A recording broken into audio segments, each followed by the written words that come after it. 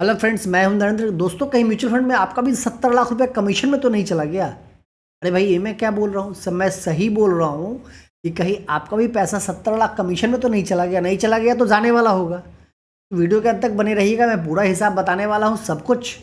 क्या झोल है म्यूचुअल फंड में, ये झोल आपको पता नहीं कोई बताया नहीं बताया। मैं सब कुछ है आपके सामने रखने वाला हूँ। डिसीजन आपको लेना है। आप कमेंट में बताइएगा आपको ये बातें पता है या नहीं है। दोस्तों, म्यूचुअल फंड में दो प्रकार की स्कीम होती है। कोई भी स्कीम आप ले रहे हैं, एक्स वाई जेड, कोई डेट फंड लीजिए, हाइब्रिड फंड लीजिए, स्मॉल कैप लीजिए, लार्ज कैप लीजिए, मिड कैप लीजिए, एक्स वाई जेड जो आपको लेना है लीजिए। फ्लैक्सी कैप वो नहीं है। जो भी फंड लेते हैं उसमें दो प्रकार के फंड है, एक है रेगुलर प्लान और एक है डायरेक्ट प्लान। दोनों बोला एक ग्रोथ प्लान है। फिर जब दोनों ग्रोथ प्लान थे, रेगुलर और डायरेक्ट में क्या अंतर है? कमेंट बताइए कि आपको पता है। अगर नहीं पता है तो आप 60 से 70 लाख रुपए अपना नुकसान कर रहे हैं। मैं सही बोल रहा हूँ कि 60 से 70 लाख रुपए का आपका नुकसान हो रहा है। कैसे हो रहा है दोस्तों, मैं ये अभी अभी आप लोगों को मैं समझाता हूँ और आप लोग देख के बताएंगे कि क्या मैं सही बोल रहा हूँ या नहीं बोल रहा हूँ। ठीक है। अब जैसे देखिए कि आप एक 3,000 रुपये का SIP करते हैं, सिर्फ 3,000। मैं नॉर्मल लोगों की बात करता हूँ जो लाख 2 लाख 5 लाख महीना करते हैं, उनकी बात मैं नहीं करता हूँ। मैं आम लोगों की बात करता हूँ। और मेरा प्रयास अच्छा लगेगा तो इस चैनल को लाइक, सब्सक्राइब और दोस्तों में शेयर भी ज़रूर करिएगा। कि मेरा कहना है कि 3,000 का SIP चला, मतलब 100 रुपीज़ पर डे के हिसाब से, और आप 30 वर्ष तक चलाते हैं। ठीक। तो अगर आपका रिटर्न 17% मिलता है तो आपका 3,38,00,000 रुपये मिलेगा। और वहीं पे अगर आपका रिटर्न 1% सिर्फ हम कम कर दें तो आपका पैसा 2,66,00,000 रुपये मिलता है। लगभग 70 लाख रुपये कम मिलता है। क्या ये बातें सही है या गलत है, मैं पूरा डेटा के साथ आपको बताने वाला हूं। अब हम लोग चलते हैं SBI कॉन्ट्रा फंड पे। देखिए, SBI कॉन्ट्रा एक फंड है, बहुत अच्छा फंड है। क्या रिटर्न देता है SBI कॉन्ट्रा, उस पर मैं नहीं जा रहा हूं अभी।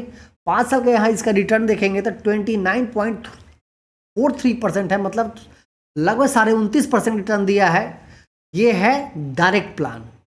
और एक प्लान है दूसरा जिसको, ये डायरेक्ट प्लान है, और एक और प्लान है, डायरेक्ट नहीं, ये एक और प्लान है। ये इसको देखिए, 5 साल का जो रिटर्न मिला है वो 28.40 मिला, मतलब उसे 1% कम गया।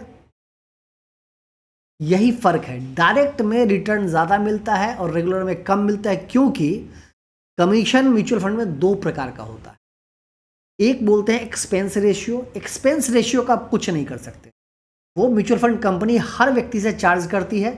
वो इंटरनल चार्ज होता है, उसमें आपको दिखता नहीं है। ठीक है। म्यूचुअल फंड में जो कमीशन लिया जाता है वो छिपा के लिया जाता है, बता के नहीं लिया जाता है, पर चार्ज तो होता है। वो कंपनी जो अपना खर्च करती है, जो उसके फंड मैनेजर, उनका एक्सपेंस है, स्टाफ है, उसकी सैलरी, उसके लिए पैसा लिया जाता है। दूसरा एक है जो आपके पास कोई वर्कर या कोई एडवाइजर जो पहुंचते हैं, और जब वो रेगुलर प्लान आपको देते हैं उस पर 1% वो रेगुलर प्लान होता है। उनको बोलिए डायरेक्ट प्लान वो दे ही नहीं सकते हैं।